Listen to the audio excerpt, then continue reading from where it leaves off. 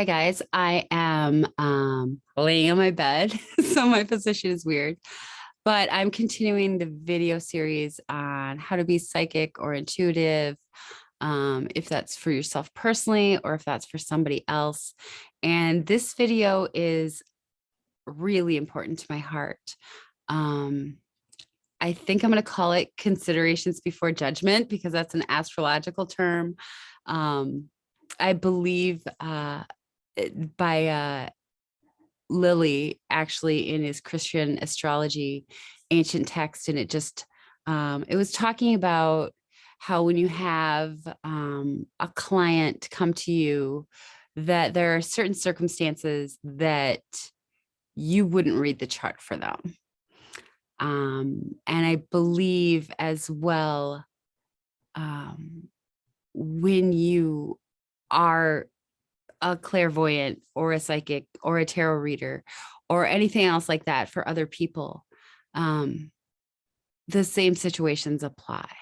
So I'm going to give you a little bit about my personal history that pertains to this, and why I carry such a large, it's a responsibility if you're given, if you're led to read intuitively for other people in any aspect, you should take it very seriously, because people are coming to you in a vulnerable space and at a time when most likely they need answers. And for you to approach a reading nonchalantly or approach a session with somebody that's looking to you essentially for guidance, it's a big responsibility. And as long as you take that responsibility seriously, you will do, you'll help so many people. But a little bit about my background, why this is so close to my heart, is I actually, my mom was a tarot reader before I was born. What's up, mom? And probably an astrologer because I'm literally looking at a book called Cooking with Astrology, and she had this great astrology fabric that I assume she put all her tarot cards out on before like she had us kids. But I first kind of entered the metaphysical interests when I was a teenager, and I got a tarot deck, and I did a lot of shamanism back then. I'd go to the Black Hills and the Badlands in South Dakota and meditate, and actually went to Pine Ridge before it was a thing. And I was like the annoying white girl, like that wanted to be a part of the Rainbow Tribe. But enough about that. Anyway, when I was reading tarot for people, I was a dumb teenager, and looking back on it, I could have been much more studious and much more serious about the art and putting time aside, but I was a stupid teenager. So my last reading that I did as a kid, the death card came up in the middle of the spread. And me not really knowing who I was reading for and not really understanding it on a serious level and how it could seriously affect people, because again, I was a stupid teenager. I did say that meant, the ending of something in transformation. And the person actually ended up not long after that taking their life. Now, I know in that circumstance, there were other major things involved, such as self-medicating, a chemical imbalance, and things, but I didn't read again for like decades. I wouldn't, I just carried that with me. So happily enough, when I started reacquainting with connections with people From the other side, that person did come through um, when I was relearning all of this. So I'm really happy to make that reacquisition, but also that's why it remains like really important to my heart to express that to everybody that might be going down this path, that you are taking on a huge responsibility. Your dedication to your work, your dedication to um, grounding your energy, your dedication to um, being aligned with the energy so that your messages are clear is really important if you're going to read for other people. It's not a game, and it's not something that you should not take seriously.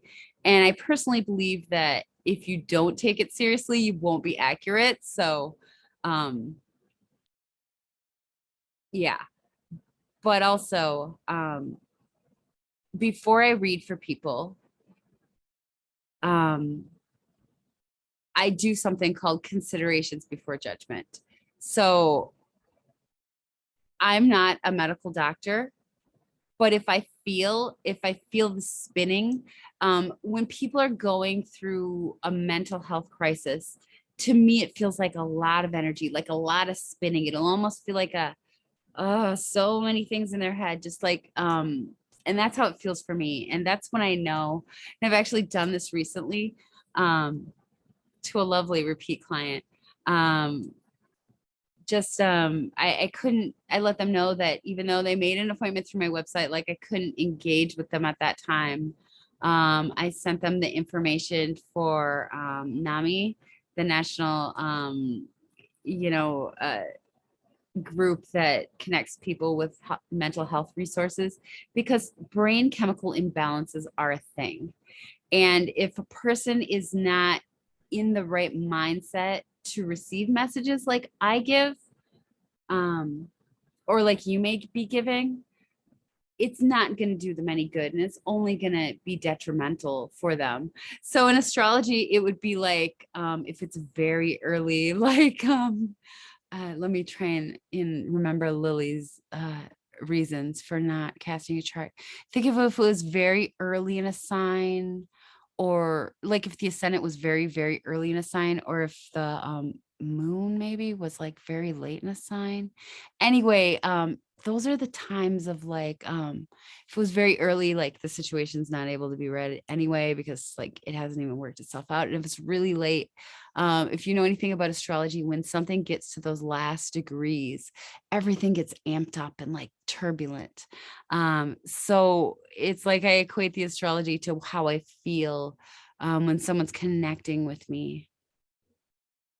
And I would rather have them find mental stability through accredited health resources before they receive my message, because I feel like if they're not in a grounded place, if they're not in a stable place, they wouldn't be able to receive my messages correctly anyway, and it would only be detrimental to them because they wouldn't be able to um, accept the messages um, in a way that is beneficial to them. So I'd never want to put a person in that space. So I take it very seriously to if I sense that a client, even though they're a paying client, is not in the right space at the time, I'll always refer them to resources outside of myself, and give refunds or whatever. Um, because ultimately, when I read for somebody, it's more than just a reading. Like I'm honored to give those readings to people, but also it's like they're a part of my soul family. And I care a lot about everyone's health in general, but I'd never want what I do for a person to hurt them, um, because that's a lot to carry on your shoulders as well. So this video is just about taking your craft seriously. Now, everyone will be through a learning stage. Everyone will be through a stage where like the person now referred to as Alan Blas, what's up? That I took the astrology courses from, like the most one of the most lovely things about him was that he encouraged people to do free readings for people for a while so that they could perfect their craft, because they were going to learn something as well. And for a very long time, I did free readings for people. So if you were my guinea pig, when I was first connecting to people psychically, a super thank you, because first of all, I'm so honored to get you to connect with your people, but also I got to learn what the feeling was and get my confirmations that way. So I wasn't so scared to say the crazy things that came to my head. And you guys will be able to do that too. My only, I'm saying a lot again, I do that. The only thing that I would ask for you guys, if you're watching this video, is if you feel that somebody's having a mental health crisis, and mental health crises are definitely a thing, don't think that, you definitely be supportive of that person and of that person getting help, but consider if you're reading them is actually the best thing for them. I think that when you work in the plane of the unseen, you can kind of want to stay in that place and think that everything can heal in that way. But we don't all have every gift. Like, I doubt that a lot of psychics have also the ability to do like energetic healing, or, kind of look inside the mind. We're not all good at everything. So, and just from my family's aspect, chemical imbalances are definitely a thing. And I think that it would be um, most a most sacred practice to get the person the outside help that they need. And then offer, to do it for them after that. Be their cheerleader in any way that you can, send them energetic prayers and thoughts of healing and everything that you can do from your aspect. But just be wary that not everybody's in the mental health status to receive what you have to offer, and really look to be able to identify that. And even if it's like just a quick question, like, are you okay? Like, how have you been lately? Like, do you have any problems? When you ask these questions, or when you feel things from a person, just get them the help that they need to stabilize before they add more things to their life. I find that when you are connecting with spirit, or are connecting with something that you can't see, that's not advantageous for somebody who's not stable on the material realm.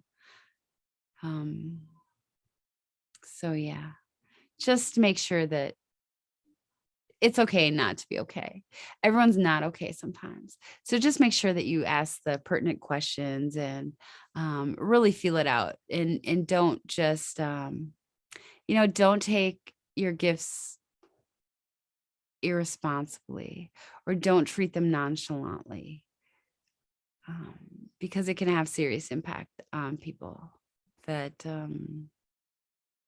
that you really have no way of foreseeing, especially if you're a dumb teenager like me. Now for this individual,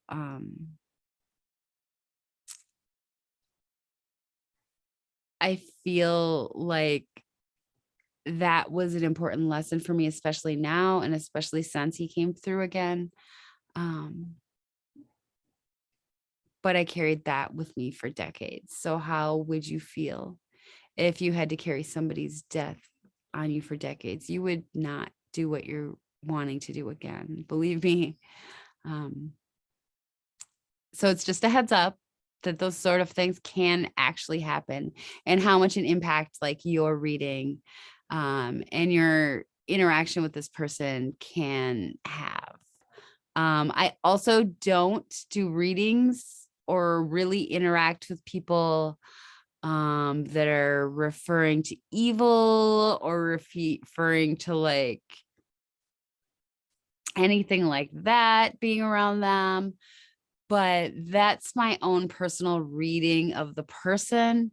I don't really have any opinion on evilness being around people.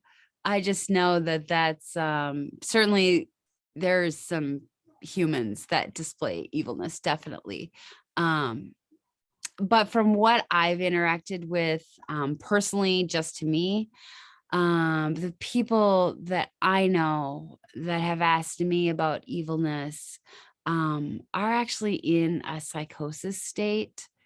Um, I'm not saying that evil things don't exist, but I just don't personally deal with that a lot. I did have an interaction with a little girl once who was seeing the, I guess what you would consider shadow people. And what I got from her is that she was actually seeing some unhealed trauma from the adults around her in her home. So that's how those things, as I've interacted with them, come across from me. Like there's something that comes across that can seem very scary, that can actually be a part of unhealed wounds or unhealed traumas.